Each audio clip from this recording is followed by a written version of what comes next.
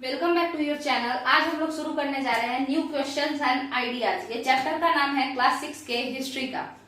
तो आप लोग बताइए कि जो पीछे से आप लोग देखते आ रहे हैं क्या आप लोग को समझ में आ रहा है क्या? अच्छा, किसी को अगर राइटिंग में प्रॉब्लम हो तो वो आप लोग जो लेक्चर चल रहा होता है उस पर ध्यान दिया कीजिएगा, ठीक है? मतलब जो हम बोल रहे होंगे ना उसको ध्यान से सुनिएगा। हम इस सभी चीजों को बोलेंगे भी, साथ के साथ हम डिस्क्राइब तो करेंगे ही करेंगे। तो शुरू करते हैं आपका ये क्लास 6 हिस्ट्री वाला। सीटीईटी के जो एस्पिरेंट्स हैं वो लोग ध्यान से सुनिए, ये पूरा एनसीईआरटी ही है, वही का टॉपिक है, यहाँ पे समझाने के लिए लाया गया है।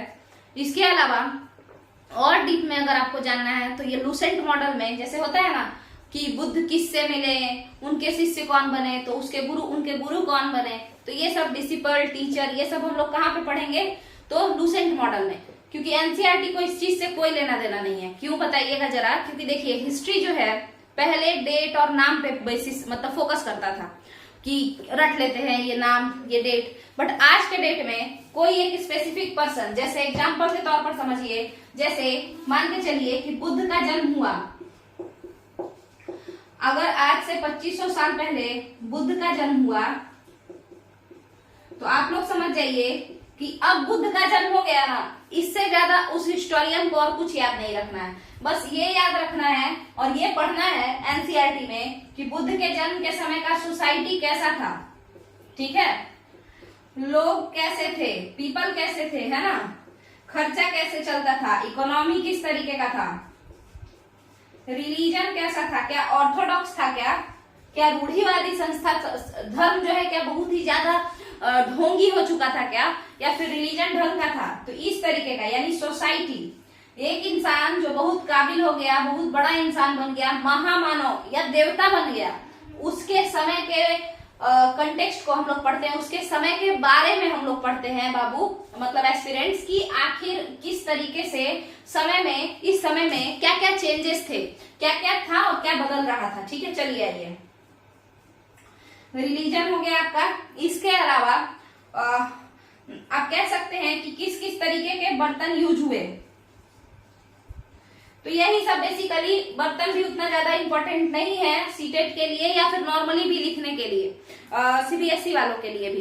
क्यों? क्योंकि क्वेश्चन में बर्तन और सिर्फ नाम नहीं पूछता है, आपको क्वेश्चन का आंसर देना होता है, क्वेश्चन को एक्सप्लेन करना होता है। सिमिलरली सीटीईटी के एग्जाम में भी आप देखते हैं ऑप्शन जो होता है उसमें फैक्ट कम होता है, ज्यादा तो घुमाए रहता है, ऐसा हुआ, कारण बताइए, रीजन बताइए, है ना?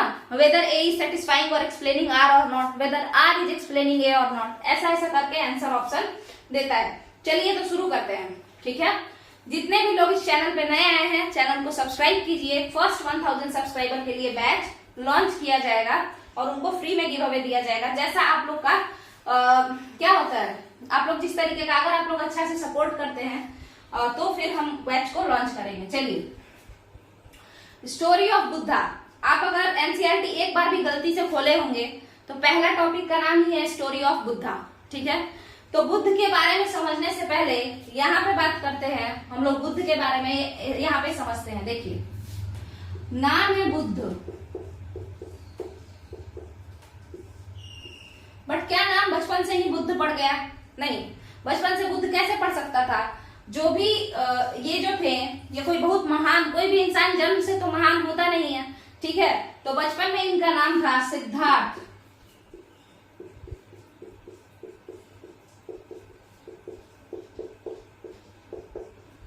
सिद्धार्थ इनका नाम था, ठीक है? बचपन में इनका नाम क्या था? सिद्धार्थ, ठीक है? इसके बाद इनका जन्म कहाँ हुआ, है ना? तो जन्म हो गया इनका, यानी बर्थ कहाँ हुआ इनका? तो लुम्बिनी में। अच्छा बताइए, ये राजा कहाँ के थे? बताइए जरा। ये किंग अगर बनते तो, क्योंकि ये क्षत्रिय क्लैन के थे, ये क्षत्रिय थे, शाक्य क्लैन के थे।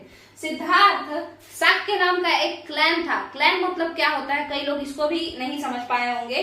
क्लैन का मतलब होता है कबीला। जैसे कोई संथाल आदिवासी हुआ ना तो संथाली कहलाए, या जाति से समझ लीजिए। मान के चलिए कोई पंडित जी जात का हुआ, हाँ, तो कहेंगे ये पंडित भारद्वाज।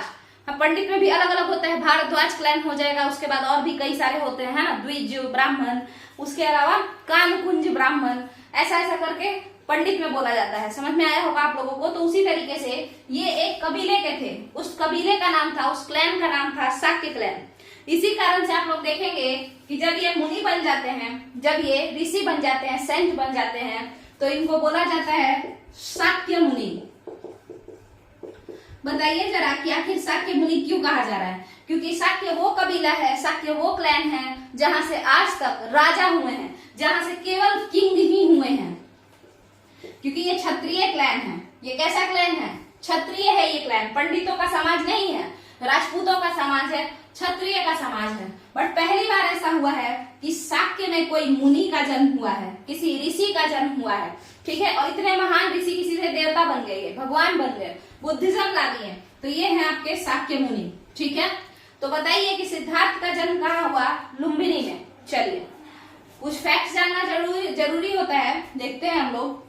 अब बताइए कि जन्म तो यहाँ हुआ, इनको अगर ये राजा बनते तो इनको कहाँ का राजपाट मिलता? कहाँ के ये राजा बनते? इनका मतलब किंगडम कौन सा होता? बताइए। जैसे अशोक का किंगडम कौन सा है? अगर आपसे कोई पूछेगा बाबू, तो आप लोग क्या बताएंगे? आप लोग बोलेंगे पाटलिपुत्रा है ना, मगध है, ये सब। तो अगर सिद्धार्थ राजा बनते, मुनि नहीं बनते, राजा बन जाते, तो उनका किंगडम कौन सा होता? आप लोग खुद बताइए। तो आप कहेंगे, कई लोग ऐसा कहेंगे कि चूंकि जन्म लुम्बिनी में लिए हैं, तो लुम्बिनी ही उनका किंगडम उनका बन जाता, लुम्बिनी उनको गिफ्ट में मिलता अपने मम्मी पापा से। बट सुनिए, यहाँ पे सिद्धार्थ भले ही जन्म लुम्बिनी नेपाल में लिए हों, यूपी और नेपाल के बॉर्डर पे ये पड़ता है, मगर इनका जो घर है वो कपिल वस्तु में है। कहाँ है घर? कपिल वस्तु में है। ठीक है, घर इनका कपिल वस्तु। अब ये कपिल वस्तु कहाँ है? तो आज का प्रेजेंट डे सिद्धार्थ नगर के नाम से जो जाना जाता है यूपी में, वही कपिल वस्तु था पुराना। अब इन्हीं के नाम पे उसका नाम पड़ गया है। तो ये आपका कपिल वस्तु है, ये यूपी में है। जन्म नेपाल में हुआ है। यहाँ देखिए, जन्म नेपाल में हुआ है। और जो राज्य, अगर ये राजा बनते तो इनका घर जो है वो कपिल वस्तु था, इनका साम्राज्य कपिल वस्तु में था, शाक्य लोगों का साम्राज्य। तो आखिर ये लुम्बिनी कहाँ से पहुंच गए जन्म लेते वक्त? तो सुनिएगा ध्यान से। इनकी जो मम्मी थी, ठीक है, मम्मी का नाम था महामाया। महामाया अपना, जैसे किसी का, अगर मान के चलिए कोई, अगर किसी का डिलीवरी होने वाला है या फिर कोई प्रेग्नेंट है, तो उसके बाद वो इंसान कहाँ जाती है? ज्यादातर लड़की लोग जो होती है वो चली जाती है अपने मायके। तो महामाया अपना, जैसे सिद्धार्थ का जब जन्म होने वाला था तो ये मायके चली जाती हैं। तो जब ये मायके जा रही होती हैं, उसी समय में इनका लेबर पेन शुरू हो जाता है और सिद्धार्थ रास्ते में ही एक जंगल में हो जाते हैं। और ये जो बर्थ होता है, आपको बता दें, ये पूर्णिमा के दिन होता है। ठीक है, कौन से दिन? फुल मून में, पूर्णिमा के दिन होता है। और इसके अलावा ये पूर्णिमा के दिन होता है, जंगल में होता है, पीपल के नीचे होता है। कहाँ होता है? पीपल के नीचे होता है, पीपल ट्री उसके नीचे होता है। ठीक है, फुल मून का मतलब क्या होता है? पूर्णिमा के दिन। सिद्धार्थ का जन्म पूर्णिमा के दिन। सिद्धार्थ पढ़ गए, मतलब पढ़ लिए, महान बन गए, ज्ञानी बन गए, है ना। तो वो कब किए? पूर्णिमा के दिन बने। सिद्धार्थ मरे कब? पूर्णिमा के दिन। सिद्धार्थ घर कब छोड़े? पूर्णिमा के दिन। तो फुल मून जो है बुद्ध के लिए बहुत ही, मतलब एकदम समझ लीजिए, तो एक तरीके से क्या था? उनका लकी डे था। ठीक है, अगर कुछ भी ना पता हो कब किए, कुछ भी कहिएगा फुल मून के दिन किए। किस ट्री के नीचे? अगर पूछ रहे, पीपल ट्री के नीचे।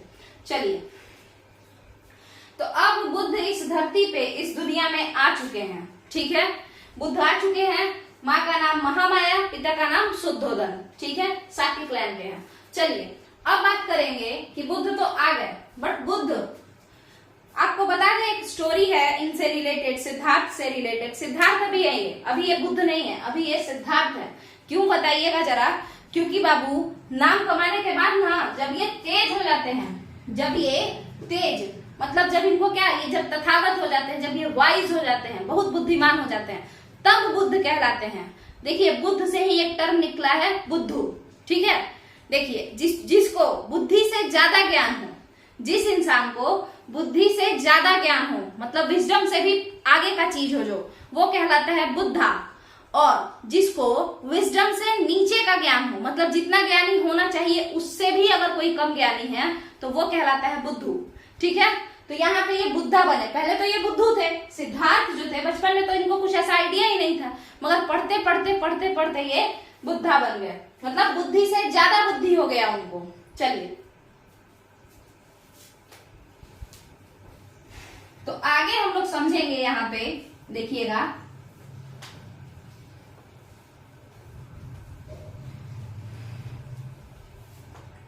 आगे हम लोग क्या समझेंगे, यहाँ पे हम क्या बात कर रहे थे। तो अब बुद्ध का जन्म क्या हो गया है, यहाँ पे इस जो आपका धरती है यहाँ पे बुद्ध आ चुके हैं, सिद्धार्थ के नाम से आ चुके हैं। ठीक है, अब यहाँ पे क्या होगा कि बुद्ध बड़े ही आराम से पालने में लेटे हुए थे। ठीक है, पालना को इंग्लिश में क्रैडल कहते हैं, जिसपे बच्चे ऐसे ऐसे करते हैं वो वाला। ठीक है, तो बुद्ध आराम से लेटे हुए थे। बहुत महान ऋषि आए, एक सन्यासी।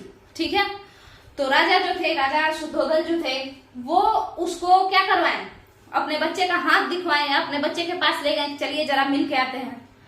तो वो सन्यासी जो थे वो बोले, वो बुद्ध के लिए एक फॉर्चून, मतलब समझिए कि बुद्ध के लिए वो दो बात कहे। वो फॉर्चून टेलर थे वो सन्यासी, तो वो बुद्ध के लिए दो बात कहे। किसके लिए, सिद्धार्थ के लिए, कि या तो ये पहले सुनिएगा, ध्यान से सुनिएगा। ये पहले बोले कि ये बहुत बड़ा आदमी बनेगा, इसको पूरा दुनिया जानेगा, मतलब पूरी दुनिया में इसी का जय जयकार होगा, इस तरीके का बात बोले, है ना। सभी लोग कहेंगे कि बहुत बड़े आदमी हैं आप, तो बहुत महान हैं। तो जो राजा शुद्धोधन थे उनको लगा कि मेरा बेटा बहुत बड़ा किंग बनेगा। ठीक है, बहुत बड़ा किंग बनेगा। सन्यासी क्या बोले कि ये बहुत बड़ा आदमी बनेगा, सारे लोग इसके आगे पीछे घूमते रहेंगे, सभी लोग कहेंगे कि आपसे अच्छा तो दुनिया में इस समय कोई है ही नहीं। ठीक है, आप तो भगवान जैसे हैं।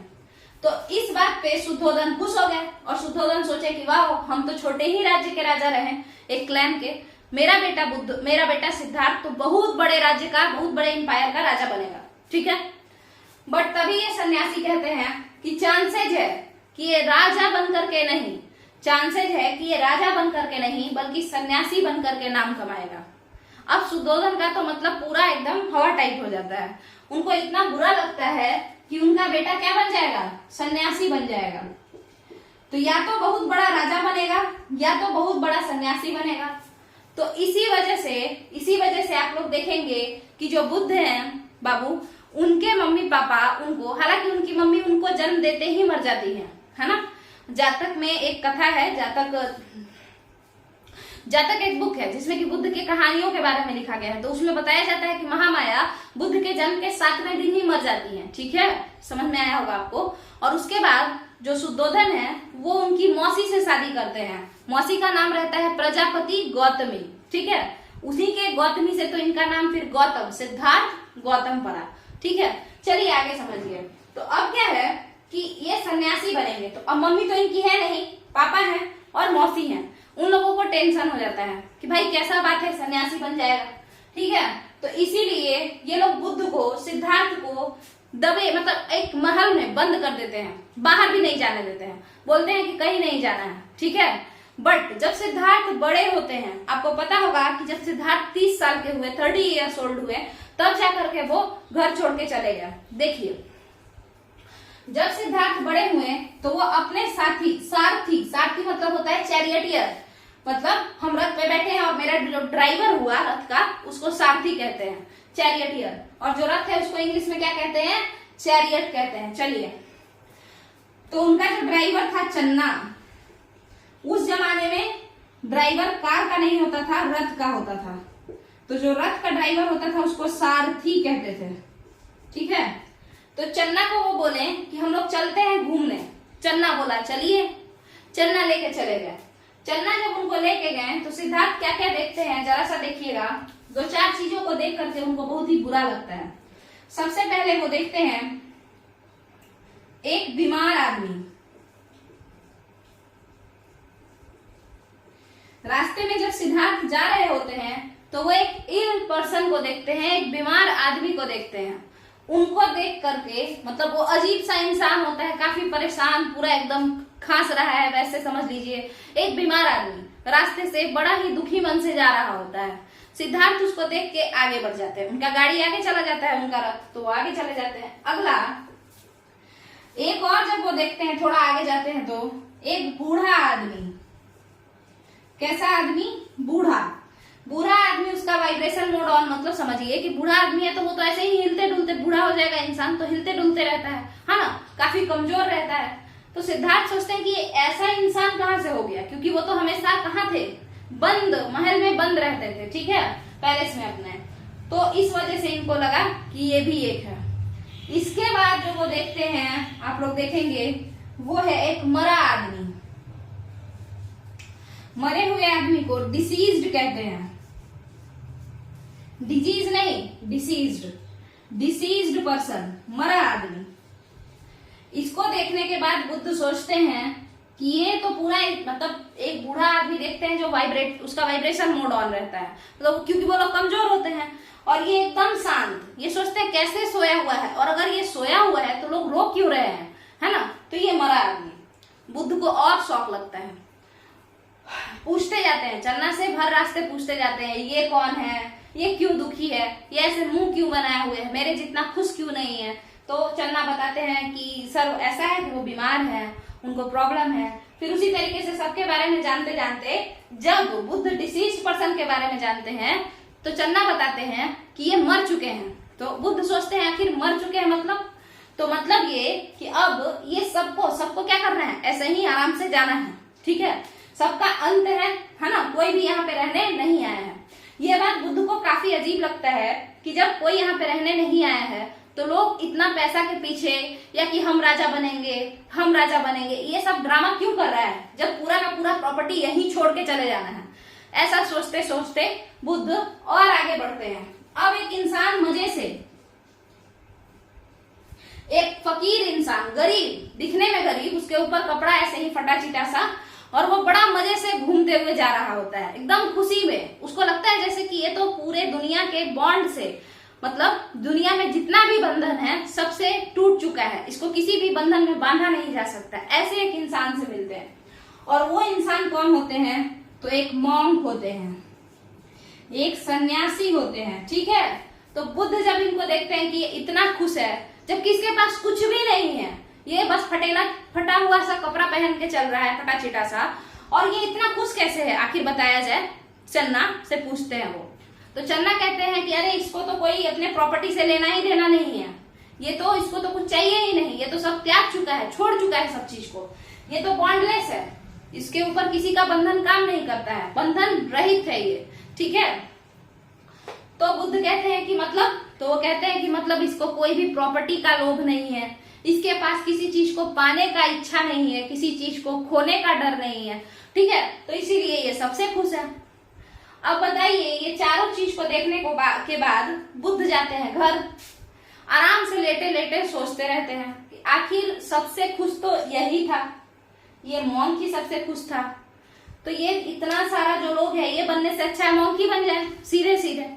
बट आपको पता है ये सब के बीच में, क्योंकि बुद्ध अब भले ही उनको महल में बंद किया गया है, बट बुद्ध बच्चे तो नहीं रहे, वो बड़े होते जा रहे थे। तो इसी क्रम में, मतलब ये जब घर में रहते थे अपने, उसी समय उनका शादी हो जाता है एक लड़की के साथ। उनका नाम क्या रहता है, यशोदा या यशोधरा, यशोदा या यशोधरा, एक बार हम कंफ्यूजन में है तो हम देख लेंगे, ठीक है, तो वो रहता है, ठीक है। अब बात करते हैं इनके बेटे का नाम। यशोधरा जो है शायद वो महावीर की पत्नी का नाम है, भगवान महावीर, और यशोदा इनकी पत्नी का नाम है, बुद्ध की पत्नी का, ठीक है। तो सिद्धार्थ की पत्नी का नाम यशोदा। तो समझिएगा जरा, तो यहाँ पे उनसे एक लड़का भी रहता है, अभी देखिएगा। तो बुद्ध ये सब देख करके आते हैं, अपनी वाइफ से डिस्कशन करते रहते हैं, यशोदा से, कि आखिर क्या चल रहा है, ठीक है, आखिर क्या चल रहा है, कि मतलब ये सब जो है ऐसे ऐसे लोग रहते हैं। तो उनकी वाइफ तो जीवन भर एक कमरे में बंद रही नहीं थी, जो उनको नहीं पता हो, तो वो अपना सोचती है कि कौन सा बहुत बड़ा बात है, ये सब तो हम लोग रोज देखते हैं, ठीक है, आपको समझ में आया होगा। तो यहाँ पे बुद्ध अपने मन में सोचते रहते हैं कि सबसे अच्छा है हम ये ऐसा इंसान बन जाए, मॉन्क बन जाए। तभी यशोदा को यशोदा के मतलब पेट से एक बच्चे का जन्म होता है। अभी बुद्ध बाहर जाने वाले रहते हैं, घर छोड़ने वाले रहते हैं। यशोदा नहीं है शायद, यशोधरा है, यशोधरा। तो यशोदा जो है वो किसका नाम होगा, महावीर की पत्नी का, ठीक है। यशोदा महावीर की पत्नी का नाम होगा और उनकी बेटी का नाम होगा अनुजा प्रियदर्शिनी। ठीक है, चलिए। तो जैसे ही बुद्ध ये सुमन बनाते हैं कि अब तो रात में हम चले जाएंगे, छोड़ छाड़ के सब कुछ, हम सन्यासी बन जाएंगे, उसी दिन राहुल का जन्म होता है, उनके बेटे का जन्म होता है। जब वो बाहर जा रहे होते हैं तभी पीछे से उनकी वाइफ बताती है या उनके नौकर चाकर कि बेटे का जन्म हुआ है। तो बताइए, ये उनके लिए, वो बेटा उनके लिए क्या था? एक बॉन्ड था, एक बंधन था जो उनको खींच रहा था। इसीलिए वो उसका नाम राहुल रखते हैं। अच्छा, राहुल क्या होता है? तो आप लोग को अच्छे से पता है ये बात। राहु केतु क्या है? ग्रह है ना। तो ग्रह क्या करता है? आपके काम में, आपके आगे जाने के रास्ते में, आपके राह में जो बाधा बन जाता है ना, जो आपका राह काट देता है, रास्ता काट देता है, वो राहु कहलाता है। तो ये सोच करके बुद्ध अपने बेटे का नाम राहुल रखते हैं। ठीक है। और उसके बाद वो अपना चन्ना को बोलते हैं रात में कि हमको ले चलो यहाँ से, और फिर गाड़ी पे बैठ के, मतलब अपने रथ पे बैठ के जाते हैं और अपना बाल काट देते हैं। ठीक है। और अपना जो वो मुकुट पहने रहते हैं छोटा सा युवराज वाला, वो चन्ना को वापस कर देते हैं और बोलते हैं मेरे घर पे बता देना, हम जा रहे हैं। अब यहाँ पे जो इतना रामायण आप लोग सुने, जैसे ही बुद्ध यहाँ से जाते हैं, जैसे ही बुद्ध यहाँ से जाते हैं, इसी जाने को, इसी घर के छोड़ने को, घर छोड़ने को बुद्धिज्म में महाभिनिष्क्रमण कहते हैं। क्या कहते हैं? MAHA, महा, BHI, भी, निष्क्रमण, महाभिनिष्क्रमण ये कहते हैं। ठीक है, जाने को। अब बताइए कि बुद्ध जिस दिन या जिस रात घर छोड़ के गए, यानी महाभिनिष्क्रमण जिस दिन वो किए, वो कौन सा दिन था बताइए? तो वो दिन था पूर्णिमा का दिन, वो फुल मून डे था। अब आगे समझते हैं। अगले टॉपिक को अगर हम देखें, महाभिनिष्क्रमण के बाद बुद्ध क्या देखे थे? बुद्ध अब आगे घूमना शुरू कर दिए, पूरे सोसाइटी को जानना शुरू कर दिए, लोगों को, कि किस तरीके से हम बॉन्डलेस हो सकते हैं, किसी का मोह हमको ना रहे, है ना, हम मोक्ष की प्राप्ति कर सकते हैं, एक तरीके से समझिए तो देखते जाइए। तो यहाँ पे क्या हुआ कि ये जो महाभिनिष्क्रमण हुआ, बुद्ध सोचे कि कैसे हम बंधनहीन हो सकते हैं। तो बंधनहीन होने के लिए उनके दिमाग में आया ये मॉन्क, ये सन्यासी। तो सन्यासी क्यों इतना खुश था? क्योंकि उसको कोई भी सामान चाहिए ही नहीं था, उसको कुछ नहीं चाहिए था, वो जिंदा था, मस्त घूम रहा था, एक दिन मर जाता, बात खत्म हो जाता। ठीक है, उसको कुछ भी नहीं कलेक्ट करना था, कोई प्रॉपर्टी उसको नहीं बनाना था, कोई चोरी चकारी नहीं करना था, कुछ नहीं चाहिए था उसको। ठीक है, तो इसका मतलब है कि वो कैसा था? डिस्पोजेस्ड था। मतलब उसको किसी भी तरीके के पोजेशन का जरूरत नहीं था। देखिए कितने लोगों के मुंह से आप सुनेंगे बहुत पोजेसिव हो, है ना, या हम इस चीज के लिए बहुत पोजेसिव हैं। कुछ लोग अपने गाड़ी, जैसे उनके पास स्कूटी हो, उसको लेकर वो कुछ ज्यादा ही पोजेसिव होते हैं, हम अपना नहीं शेयर करेंगे। कुछ लोग लोगों को लेकर ज्यादा पोजेसिव होते हैं। ठीक है, तो जो इंसान किसी भी चीज को पोजेस ना करे, पोजेस करना मतलब होता है अपना अधिकार ना जताए किसी भी चीज पे। ठीक है, और किसी भी चीज पे अपना अधिकार ना जताए। ये मेरा, अगर मान के चलिए मेरे पास ये सामान है, आपको चाहिए ले जाइए, मेरा थोड़े, ये तो सब नेचर का है, ऐसा माइंडसेट का। ठीक है, तो वो कैसा है? सब चीज का जो परित्याग कर देता हो, अबेंडन कर देता हो, उसको एकदम नहीं चाहिए कोई चीज, मतलब किसी चीज का उसको लालच है ही नहीं, तो उसी टाइप का लोग ना बंधनहीन हो सकता है। वैसे ही लोगों का तो बंधनहीन, मतलब उन्हीं लोगों का तो मोह माया से वो ऊपर उठ सकता है। तो ये जो हर सामान को छोड़ देना, डिस्पोजेशन, मतलब हम किसी भी चीज को पोजेस नहीं कर रहे हैं। पोजेस करना मतलब होता है अधिकार जताना, तभी तो पोजेसिव हो। पोजेसिव हो मतलब कुछ ज्यादा ही अधिकार जता रहे हो या हक जता रहे हो। ठीक है, चलिए देखिए यहाँ पे, तो डिस्पोजेस करना, ये सब तो इंग्लिश में हुआ, बट बताइए कि डिस्पोजेस करना, इसको बुद्धिज्म में क्या कहा गया? अपरिग्रह। क्या कहा गया? अपरिग्रह। आपको समझ में आया होगा, अपरिग्रह। अब यहाँ पे बुद्ध के बारे में, बुद्ध का जो मेन कॉन्सेप्ट था वो यही था, मेन कॉन्सेप्ट यही था, सॉरी, किसी भी चीज के पीछे, किसी भी चीज के पीछे पड़ो ही मत, कुछ चाहिए ही नहीं हमको। जब कुछ नहीं चाहिए होगा तो हमको किसी चीज के जाने का या किसी चीज के आने का बिल्कुल बुरा नहीं लगेगा। ठीक है, ना अच्छा लगेगा ना बुरा लगेगा। अच्छा, एक और है इनका जो कॉन्सेप्ट है, वो कहते हैं हमेशा मध्यम मार्ग में रहिए। मध्यम प्रतिपाद। मध्यम प्रतिपाद मतलब क्या होता है, मध्यम रास्ते पे चलिए, मतलब मिडिल पाथ।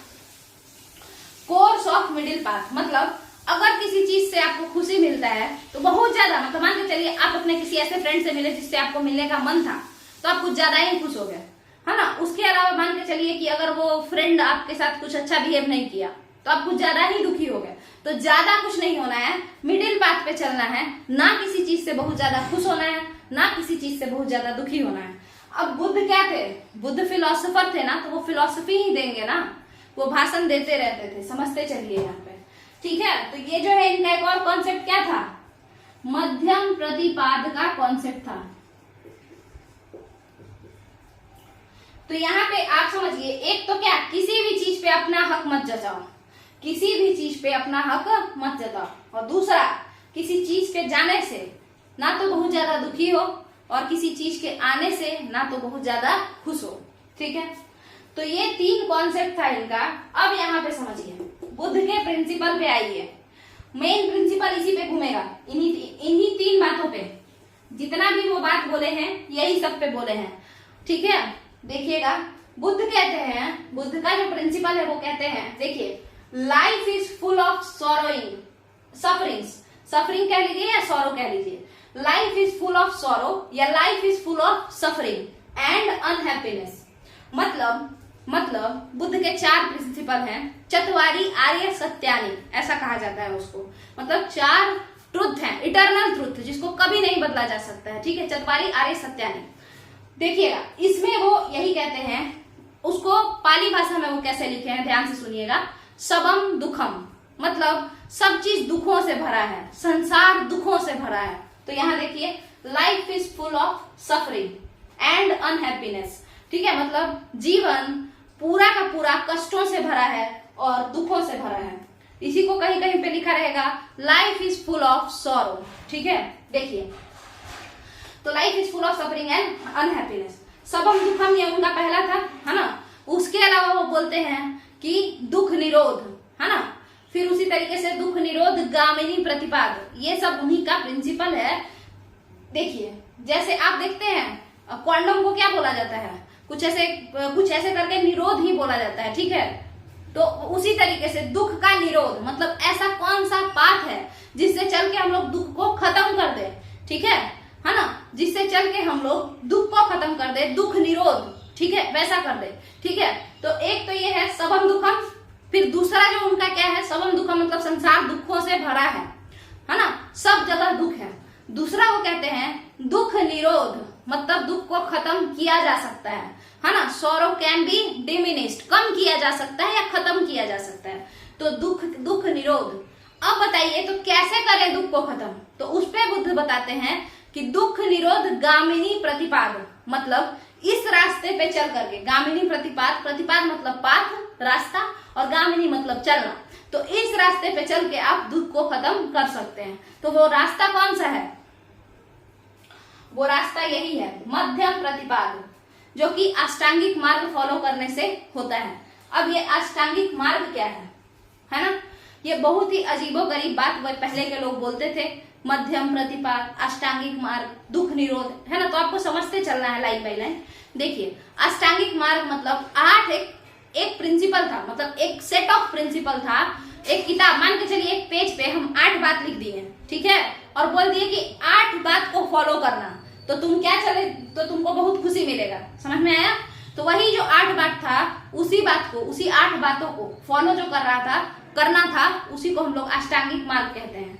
अष्टांगिक मार्ग में क्या क्या हो सकता है, तो वही सम्यक ज्ञान, सम्यक दर्शन, मतलब राइट नॉलेज होना चाहिए, किसी भी चीज का अटपटांग नॉलेज नहीं होना चाहिए, राइट नॉलेज होना चाहिए। मेडिटेशन कर रहे हो तो राइट मेडिटेशन होना चाहिए, सम्यक दर्शन, है ना, सम्यक ज्ञान। तो उसी तरीके से कई सारा 8 बात, तो जो भी करो वो सही तरीके से करो, सीधा सीधा बात यही था। तो अष्टांगिक मार्ग, उसी 8 बात को फॉलो करके आप लोग क्या कर सकते हैं, दुखों से मुक्ति पा सकते हैं। और जैसे ही कोई इंसान दुख से मुक्ति पा लेगा, उसको क्या मिल जाएगा, मोक्ष मिल जाएगा, ठीक है। चलिए, तो ये है आपका क्या, ये बुद्ध का प्रिंसिपल यही था। बुद्ध को लगता था, बुद्धिज्म में सिद्धार्थ को जब ज्ञान की प्राप्ति हो गई, पीपल वृक्ष के नीचे, है ना, बोध गया में पीपल वृक्ष के नीचे जब सिद्धार्थ को ज्ञान की प्राप्ति हो गई, है ना, फल्गु नदी के किनारे, फल्गु नदी को उस समय निरंजना रिवर कहते थे, ठीक है। तो उसके बाद ये ज्ञान की प्राप्ति के बाद यही वो बात बोले कि सब दुखों से भरा है और इन सबों से बचने का कारण बच कैसे सकते हो, जब तुम अष्टांगिक मार्ग को फॉलो करो, उस 8 सेट्स को फॉलो करो, 8 नियम, 8 जो रूल है उसको फॉलो करो, तो तुम इन सारे दुखों से बच सकते हो और तुम आजाद हो सकते हो दुनिया के बंधन से। इसके बाद समझिए, ये जो दुख है, कुछ लोग पूछे कि इतना दुख जो है वो होता क्यों है, तो वो कहते हैं तुम्हारे डिजायर के वजह से। मतलब डिजायर का मतलब होता है तुम्हारा चाहत, है ना, चाहत। किसी चीज को हम लोग पाना चाहते हैं तभी तो नहीं मिलता है तो दुखी होते हैं, है ना। मान के चलिए हम चाहते हैं कि मेरा फर्स्ट डिवीजन है, मान के चलिए हम चाहते हैं मेरा 100% किसी में आ जाए और नहीं आएगा तो हम दुखी हो जाएंगे। तो ये जो हम लोग का डिजायर है ना, उसी के वजह से हम लोग दुखी होते हैं। कौन ऐसा बोला? बुद्ध बोले, ठीक है। इसी डिजायर को बुद्ध कहते हैं थर्स्ट। थर्स्ट मतलब प्यास, ठीक है, इसी डिजायर को। तो आपके चाहत की वजह से, आपके थर्स्ट की वजह से, आपकी डिजायर की वजह से ही आपको दुख होता है। अब आप लोग को ये तो समझ में आ गया होगा कि यहाँ पे क्या क्या बात चल रहा है। बुद्ध के बारे में काफी कुछ बात हो गया, बट बताइए सोसाइटी के बारे में हम यहाँ पे देखिए। हाँ, यहाँ पे हम उसी समय बोले कि एनसीईआरटी ये सब चीज पे फोकस नहीं करता है। वो पूछेगा कि उस समय सोसाइटी कैसा था, लोग कैसे थे। तो आज हम लोग सोसाइटी को पढ़ के खत्म करेंगे, ठीक है। चलिए देखिए, जब बुद्ध का जन्म हुआ था आज से लगभग 2500 साल पहले, उस समय सोसाइटी में काफी चेंजेस किस मामले में आया, तो छोटे छोटे राजा बड़े बड़े राजा बनने लगे, ठीक है। मतलब जनपद के राजा महाजनपद के महाराजा बनने लगे। जनपद मतलब छोटा राज्य और महाजनपद मतलब बड़ा राज्य, ठीक है। तो महाजनपद के राजा बड़े बड़े महाराजा बनने लगे। अब आते हैं यहाँ पे, देखिएगा, अगर आप लोग को ये वीडियो सही लग रहा हो तो आप लोग को क्या करना है, चैनल को सब्सक्राइब करना है और वीडियो को लाइक करना है, लोगों के बीच में शेयर करना है, अपने अपने फेसबुक पे, व्हाट्सएप पे, दीदी भैया दोस्त यार सबसे, ठीक है। चलिए यहाँ पे समझते हैं बुद्ध का प्रिंसिपल क्या था। लाइफ दुखों से भरा है, life is full of suffering. चलिए तो अब बात करते हैं कि सोसाइटी में क्या हुआ। जब बुद्ध का जन्म हुआ तो सोसाइटी में जो छोटे छोटे राजा थे वो लोग अब महाराजा बन गए। किंग जो थे वो एम्पेरर बन गए। एम्पेरर बड़ा होता है, बड़े साम्राज्य का राजा, और किंग छोटे राज्य का राजा होता है। चलिए इसी तरीके से अगर बात करें तो आप खुद बताइए, राजा महाराजा तो बन गए, जो जनपद था यानी जो क्षेत्र था, जो टेरिटरी था, पहले छोटा था। राजा का टेरिटरी कैसा था? छोटा था। और महाराजा का टेरिटरी बड़ा हो गया। बड़ा हो जाने से वही टेरिटरी महाजनपद कहलाने लगा, ठीक है। अब बताइए, कह रहा है कि महाजनपद कैसे बन गया, ये जनपद अचानक से महाजनपद कैसे बन गया, ठीक है।